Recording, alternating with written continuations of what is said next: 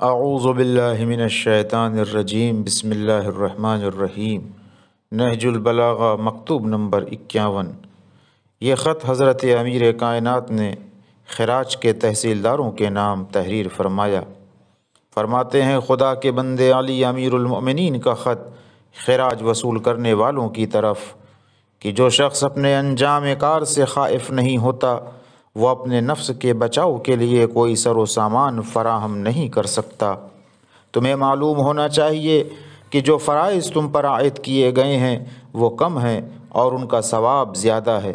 خدا نے ظلم و سرکشی سے جو روکا ہے اس پر سزا کا خوف نہ بھی ہوتا جب بھی اس سے بچنے کا ثواب ایسا ہے کہ اس کی طلب سے بے نیاز ہونے میں کوئی عذر نہیں کیا جا سکتا۔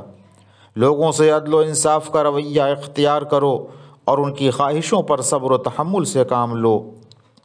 اس لیے کہ تم رعیت کے خزینہ دار، امت کے نمائندے اور اقتدار اعلیٰ کے فرستادہ ہو۔ کسی سے اس کی ضروریات کو قطع نہ کرو اور اس کے مقصد میں روڑے نہ لٹکاؤ، اور لوگوں سے خراج وصول کرنے کے لیے ان کے جاڑے یا گرمی کے کپڑوں اور مویشیوں کے جن سے وہ کام لیتے ہوں ان کے غلاموں کو فروخت نہ کرو،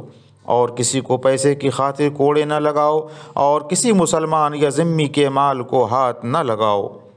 مگر یہ کہ اس کے پاس گھوڑا یا ہتھیار ہو کہ جو اہل اسلام کے خلاف استعمال ہونے والا ہو، اس لیے کہ یہ ایسی چیز ہے کہ کسی مسلمان کے لیے مناسب نہیں کہ وہ اس کو دشمنان اسلام کے ہاتھوں میں رہنے دے کہ جو مسلمانوں پر غلبے کا سبب بن جائے، اور اپنوں کی خیر خواہی، فوج سے نیک برتاؤ، رعیت کی امداد اور دین خدا کو مضبوط کرنے میں کوئی دقیقہ اٹھا نہ رکھو۔ اللہ کی راہ میں جو تمہارا فرض ہے اسے